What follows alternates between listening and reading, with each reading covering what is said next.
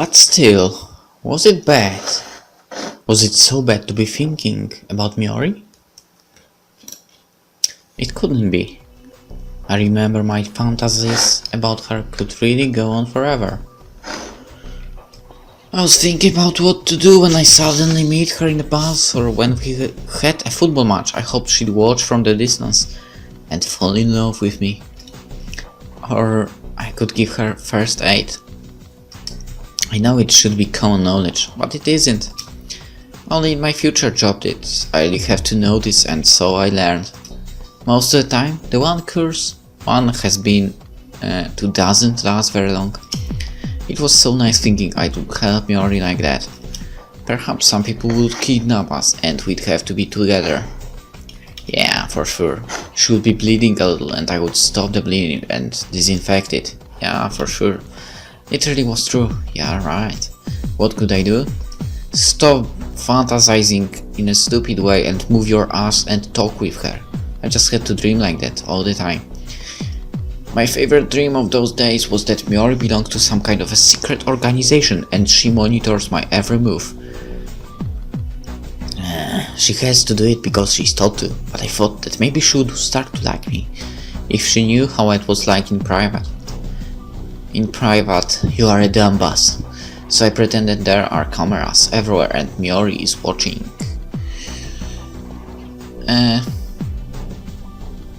You are crazy. This way I couldn't do any bad things because Miori would know and might think bad of me. I thought I was ugly. Back in those days. I really did. Of course now I thought a little differently, but I know I wasn't comfortable with the way I looked. I mean, Miori was probably as high as I could aim with my looks. In this respect, I really admired Mori on one hand, on the other I truly wasn't giving him any chances with Kotone. And now that I had this friendship with Kotone, I knew she wasn't going to like him. Not because I thought she liked me, but because I knew Kotone a bit by now and she was very nice, and honestly she wasn't really the type for Mori. Or the type Mori was looking for. Kotone, come to think of it, she would be almost perfect for me.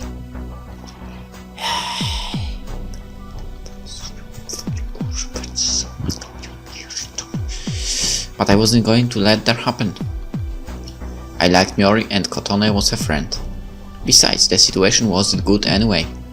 I met Kotone the other day, but I really would have liked to meet Miori. So move your ass. So I sort of had time alone with the wrong girl. And that didn't count. I feel like his friend will make a move for Miori actually. At this time it was not uncommon to snow now and then. Sometimes darkness would fill the whole city as the snowy clouds covered the sky. But the snow was usually gone quickly. I still went to school with Kumi most of the time. We usually had simple but nice conversations. I remember before the Redux we used to complain about what we had to know and all the homework. Now I found myself encouraging Kumi most of the time. I didn't really think we had that much homework, because I was used to much bigger workloads in my job, and no one asked me any questions, it just had to be done. Still, one can get comfortable with a convenient situation very quickly, and the school life was really nothing short of lazy, so I had to remind myself from time to time that there were much worse things than homework. My sports betting and information usage was also going smoothly. I put my knowledge to various uses and it brought good results. My parents kept telling me now that I should be a businessman or something. I even talked my father into making some profitable decisions based on what I knew. So I was doing quite well in this aspect. What was much worse was something else. On Thursday, our last lesson was PE, physical education. Well, you said you would like Miori to see you as a football star and well, whatever. There were quite a few people missing, so the teachers decided we would have a mixed class with the girls and we'd play volleyball.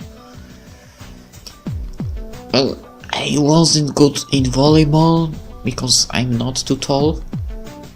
I mean, in high school, I think I was under 170 centimeters tall, so not quite volleyball tall. Normally our lessons were separate, but every now and then we had them together, like on that day. Awesome. It was always a great feeling we could sort of show off a bit, even when it was only in front of our girls. Wait, maybe Miori. Not that it wouldn't feel good trying to impress them, but the rule was almost always that your classmates aren't very interesting in this aspect.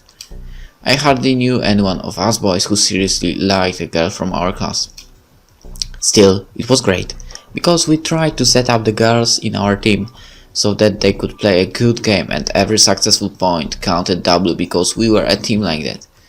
Those mixed games always had a special chemistry, not too hard as we just tried to have a good time while still winning the match. In our team, Sanji was the ace player and we also had Nami and Akari. I was the defensive one who always ran for the volleyed points and so I usually ended on the floor. Nevertheless, I think I was important because it was always me who started the play. I usually passed to Sanji who set up one of the girls. But I also had a nice combination with Nami. She was really supposed to pass to Sanji, but she somehow gently touched the ball so it got back to me and I could strike. And I made the point. It was very unexpected and it showed that Nami was having fun as well and wanted me to have some offensive part in the game as well. And also with Akari, she barely saved the ball, but didn't hit it well because of the situation, so made a spectacular dive and managed to get the ball to Sanji, who even made a point. It was almost a lost situation, but we made a point of it. We all clapped our hands and briefly exchanged looks. We were a team. That PE lesson was one of the few things I thought truly had all the magic that it had before. The only difference was that I was much better in volleyball and I could match Sanji's skills. We really connected in that match and were mostly defending to serve our girls for the volleys. In a way, this was much better than making the game ourselves. Nami was very tall and the perfect person for the volleys and Akari was a good technical player.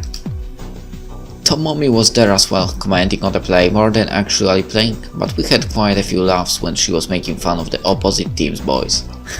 And so it went. But it wasn't that lesson that changed it all. It was the lesson on the 21st of January. The atmosphere of our school had a big impact on me. I was trying hard not to forget who I really am. I had troubles bringing my real personality up. I never would have thought it would be that hard. Yet, every day, when I returned from school and saw my checklist, sometimes I went down to the city, alone. There I felt it. I was me again. School was just like a trip back in time. Sometimes I kept asking myself just why did I not present myself the way I was. Then again, it would have been unnatural, I guess.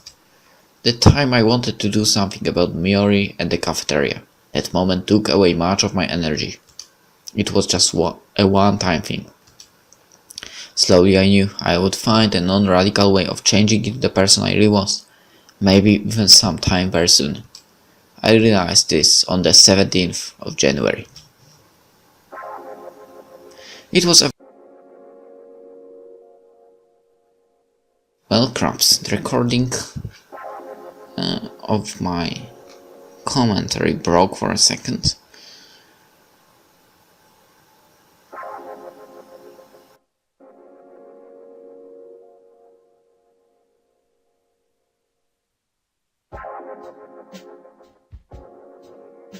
And it broke for a second time, but let's try to continue. Hopefully nothing will try to interrupt now.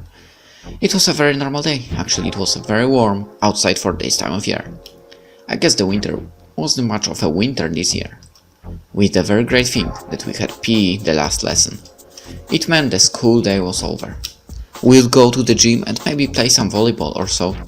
Today, however, was one of the few times that something happened to one of our PE teachers, to be precise, to the girls' teacher.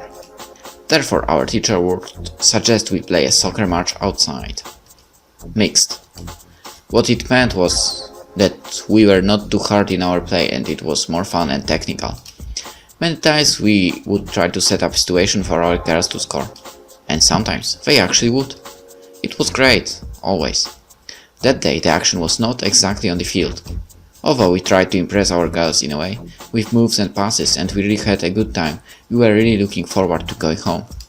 Unfortunately, the very last minute, Seto kicked the ball over the fence, and when I rushed to get it, everyone called it a day and they all went to the changing rooms. There was nothing bad about it, and Mori was waiting for me, so it was okay. Well, and then it happened. We were walking the corridor towards the boys' changing rooms, and as we were about to pass the girls' changing rooms, suddenly the door opened. Tomomi was going somewhere, maybe to the bathroom, but because she opened the door we could see, although just for a split second, our girls changing. I saw Nami and Yoshiko in their bras. They were just putting on clean t-shirts, and although only from the back we saw them. Tomomi closed the door quickly, of course, without any chance to prevent us from seeing them, because she came out in a wrong moment. We acted normally, like nothing special happened. Tomomi did not care for sure, because she was dressed. There was a lot to talk about on our way home. It was unbelievable. We wondered how it must have looked in the showers. What we would give for a pig. Right now I'm not sure if you actually were an adult? I mean, almost 30 years old and stuff? Too bad our locker rooms had no peekholes whatsoever, and the only way of seeing anything would be to look through the window. But that window was on the inside of the school building, so we would have to go to the glass corridor facing the changing room window and try our luck there. We have already tried that alternative, however, the sight was very poor because of the trees, and we would have to use binoculars to be able to see something. It was useless. And although we sometimes could hear the girls talking through the ventilation shafts, there was no way we could spy on them. Nevertheless, we actually saw it.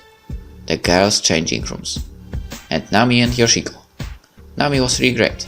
I guess we had those very idiotic greens on for the whole bus ride home. That they triggered our interest in our girls.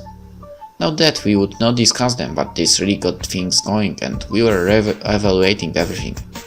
The next day we were discussing the girls' upper parts. We agreed on the top three, although I really liked Nami's and Mori tended to go for Akari. It was so great to feel so dirty about our girls. That day, I almost forgot it. Only when they told us that one of the teachers was sick, I remembered it. Heh, I knew. I couldn't wait until the end of the lesson, when Seto kicked the ball off school grounds. I rushed to get it. As I was trying to get it out from the bushes, for a second I thought that this situation required exact timing. Only if we were precisely in the right time near the girls' doors, we could have a peek. I guess if I just kept acting naturally, it would happen. What is wrong with you? But on the second thought, it was really not too probable. I would really like it to work for. I'd like to see Mori's face. It felt just like a present or something. We entered the corridor. Any second now. But what if we were not on time? We came closer. It should be just now, I remembered. But nothing. But no. The door opened the precise second we were there to see. It worked. What a coincidence. We looked inside and, after a few minutes, we were on our way to the bus stop. Mori was delighted, like the other time. But I saw girls. Sure, Nami's and Yoshiko's bras. But there was something wrong. I mean, how could Mori be like that? Or rather, how could I be thrilled to see such a thing? It was terrible. No, I have not become a man of respect. Nor have I stopped admiring the beauty of girls, but these girls that I saw half naked, well, my eyes saw their not yet fully developed bodies and I just felt horrible. How could I even look? They were children. So it finally hit it into his mind. How could I ever talk to Mori about how soft or hard their breasts might feel? I would practically be a pervert. Well, you are talking about it right now. I kept shaking my head trying to get those images out. No, really I couldn't. Those were still girls. I had to act somewhat excited, however, not to ruin Mori's enthusiasm. And the next days, I successfully managed to live through judging our girls' bodies. but now I had to fight off all that would come. I could not defend myself against those thoughts. Maybe it would have been useless anyway. There was this thing of me feeling like a sick man looking at the underage girls. But then again, I was their age. Anyway, it did not seem right. But who was going to find out? Even if I tell everyone, no one would believe me. There was no control. I could do whatever I wanted. I could look at them in any way I pleased. Nothing could be wrong. The absence of anyone knowing about me and the fact that I was their age made it all relative. However, I felt terrible when analyzing these thoughts. I should have never ended up in a situation like this. My intensive thinking about our girls naturally came to Miori. It was so horrible. What should I do now? Anyway, subconsciously I knew all this would come. I felt the somewhat childish conversation the first day of class I attended. A fact which I fully realized only at the after Christmas get-together we had. My classmates were all still children. That didn't mean I thought they were stupid, but I had increasing difficulties finding them interesting. Just as with all these songs, I knew I'd like to hear them once again, but not forever. Those conversations, what they were about, it wasn't interesting to me anymore. I have done this already. It was like those songs you hear again. And in turn, this applied to their physical sides as well. I saw Nami's body, still too tender to be that of a woman. And I must have realized it also while dancing with them all. It was really the horror. Now every time I look at our girls, the thought of me being a pervert mind came to me, and it took me really several days to normalize. I was never going to do anything to our girls, I was never going to touch them, never do anything physical to them. This would maybe put an end to the complicated situation of Kotone and Miori. I should give it a rest now. Cool off, decide on a plan. I could not go on with those thoughts still appearing in my mind. I very often try to find a mental excuse, a way rather to justify acting normally when in contact with our girls. I thought about it very much, days and nights. I would normally spend daydreaming. These thoughts kept interrupting me. I had to deal with them. But the intensity usually backfires. Such was the case with me. One morning I woke up and a terrible feeling seized me. Something horrible has happened. I had a dream of Miori. I really could do nothing. In that dream, I don't know where it was, I have done these terrible things to her. I undressed her, cursed her, kissed her. I was doing terrible things with her body and I knew she liked it. It was so horrible. I could feel it when I undressed her. I knew how to do that. I knew what to do to make her feel good. And the image I must subconsciously have generated in my mind of how she looks naked so young. A girl that is too young, just as Nami or any of our girls were. And I practically a monster was touching her and doing these things. The most terrible thing was that this dream was very intense and I was just so impacted by the experience of that dream that it kept me in a half dreamy state for a few days. Every other minute, flashes of it came back to my head. It was replaying it over and over again. I felt so guilty and ashamed. I could not stop it. Luckily in those days I really actually saw Miori. And that dream not only made me realize I was a terrible man, but added yet another question. Because I was dreaming about Miori, what does that say for Kotone? I didn't even want to think about that. My daydreams, I thought they were harmless. But they weren't. And I was afraid they showed me now what a bad person I am. I have sincerely not wanted such a dream, but I couldn't influence my real dreams. This happened when I sleep. I have always daydreamed about so many things. Sometimes when there was some kind of an event coming up, I would dream of how I would do everything. I was thinking of what to say, how to react, and I was making up potential situations. It always began with something very normal, like that I talked with a girl. Slowly I changed the situation, then I changed it some more, and the next thing I knew was protecting the whole school from evil doers, saving the girl I liked. But not only did I think about what was going to come, just as often I kept on imagining what would happen if I had reacted differently in situation. For example, when I rushed to dance with Miori before the Redux, I imagined for a long time how I would come to her, say different things, even though the moment was gone forever and there was nothing more I could do. Most of the times, I imagined myself action more calmly, without all the little mistakes. Often, I thought of what I would say differently. There was so much you could ruin with the inappropriate choice of words. Or sometimes a situation occurred and I could have said something very funny in front of everyone, but it did not come to me in that moment, but maybe on my way home from school. Then I kept on dreaming how it would be had I said that funny remark. Most of the time, however, it was only because I did not want to ruin anything. It was better to refrain from commenting on the situation, because that way you could not say something wrong.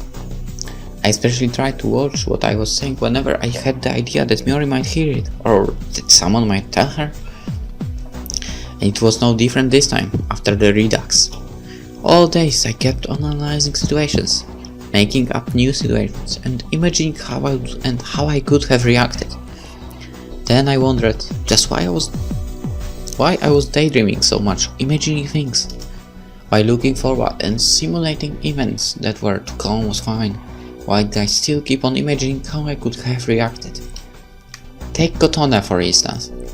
I spent so much time analyzing the talk we had in the bus, and I came to the conclusion that I very well could have said things better, or I would make things differently altogether. But what was I thinking? I was already using my second chance. Wow, would I never be happy? Was it even possible to make me happy? Actually, it's not about your own happiness, it's about making someone happy. I thought I have done better than before the Redux in most of the situations, except that not dancing with Miori. And still there was no sign of me reducing my reimagining things after they happened. I think you haven't done better. And when I thought of it, it was always better when I imagined it. Even when I imagined that I could relieve all this, I guess it was better. Not because I did not know all the things that await me, but once back here, I did not know how to enjoy and live every moment of this. Now, after some 5 months, if I really was to be true with myself, I would have to say, I did not live those 5 months fully. I did not enjoy every second of my return. The problem for me was how to enjoy it. Time was running all the time. I could not just stop a moment and admire it. I began to wonder if there even is such a thing, if one really can enjoy a moment as it happens. Or do you have to think about it in your memories? Because there you can freeze it and you have the luxury of time. Even the most wonderful of walks with a girl does not last forever. You are walking, and with every step you make it nears its end. How do you determine the moment you later think of as how wonderful it was? In some rare instances, one is able to realize the wonderful moment as it happens, but you have no assurance of just how much longer it will last. Therefore, maybe one can only enjoy something when it happened. If that were true, all this is for nothing.